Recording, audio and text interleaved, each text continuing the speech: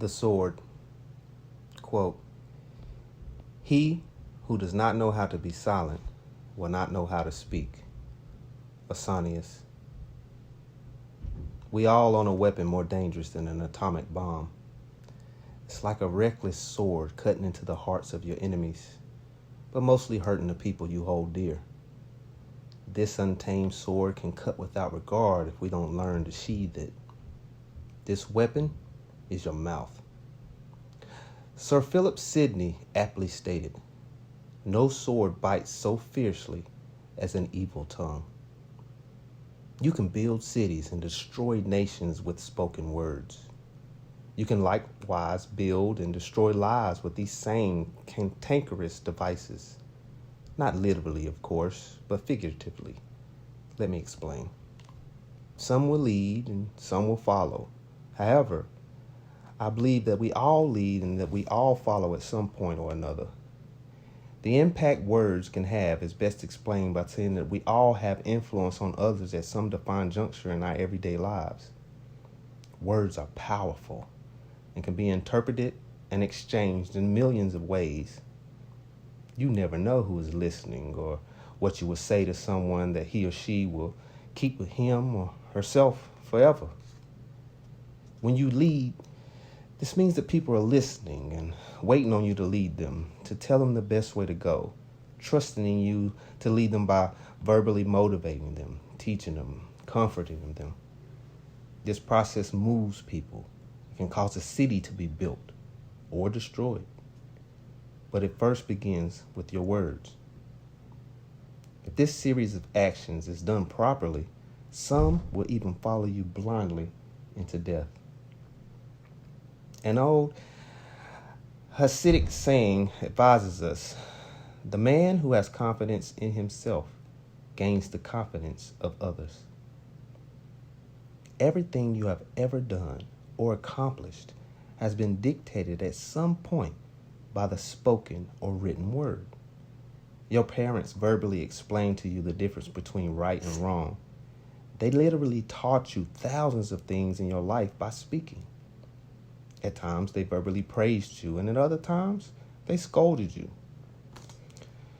Your parents either built your self-esteem up or they tore it down, all by what they said or didn't say. Even the tone of your voice can have adverse effects on people and situations. Even though I shouldn't, I'll assume that you already know what the outcome will be if you get loud with someone who gets loud with you. But if you would speak calmly with someone who seems infuriated, you will see that person begin to regain their couth. This is an amazing thing to see if you can master speaking calmly in a volatile situation. If you add a careful choice of words to this calm, you can quickly turn fury into peace. If you listen with a wholehearted attitude, that person may transform from being defensive to becoming almost totally candid. You may even inadvertently teach him or her a better way to handle disagreements. Then when he or she calmly addresses his or her feelings and needs, it will be an added benefit for you. After hearing their concerns, you'll discover your own faults and be in a better position to change yourself in relation to him or her, or in totality. William James pointed out that human beings, by changing their inner attitudes of their minds, can change the outer aspects of their lives. This is a win-win situation overall.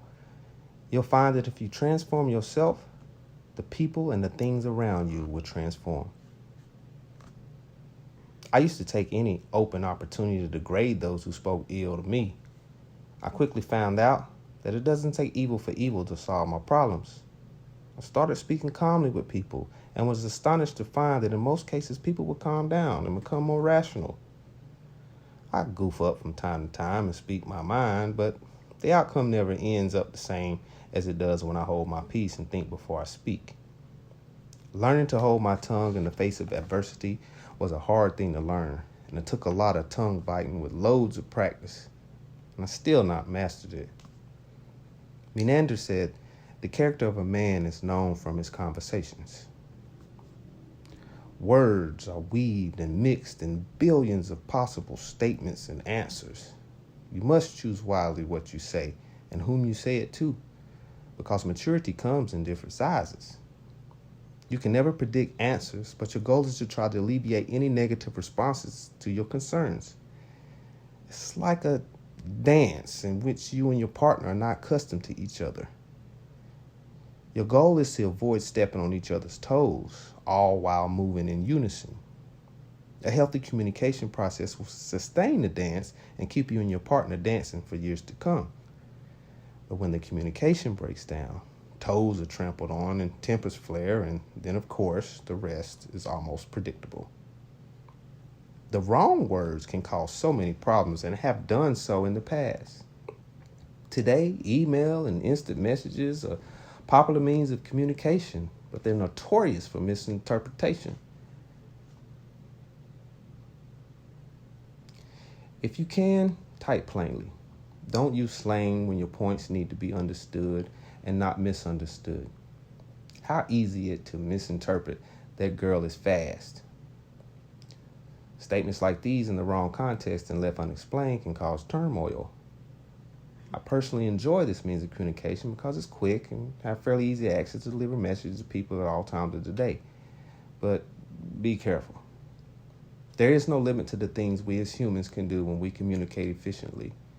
A pretty good example of the power of efficient communications is the story of the Tower of Babel in Genesis 11, chapters 1 through 9, which tells the story of a lot of different people working together to achieve the common goal of building a massive building to reach the heavens. Even God acknowledged that when people communicate effectively with each other, there's no limit to what they could do. So he made everyone speak different languages. You may not believe as I believe, but even this world was spoken into existence. God said, "Let there be light," and there was light. Genesis 1:3. Everything God created, he spoke into existence. To me, this is a testament to how powerful words can be.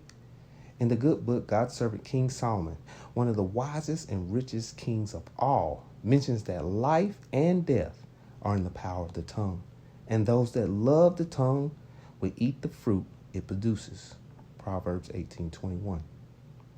The tongue is the only thing we as humans cannot tame. It is a wild beast, full of venom, ready to inject its payloads in the hearts of others. It is a sword ready to penetrate the innocent. Only with love can this beast be kept caged or the sword be kept sheathed. The sword is the soldier's best friend, and when you are trained and cultivated for using your tongue as an asset, love will be evident in your heart. Your tongue should be used to help and encourage others, to build cities rather than destroy them. You can use it to lead people to life, not lead them blindly to death. Keep sweet words on your lips and use your voice for the edification of others. Let love flow from your soul and off your tongue. When the sweetness of good and loving words flows from your lips, you'll be regarded as a great soldier with a noble sword and live in the stories passed on through the generations about this love you spoke of.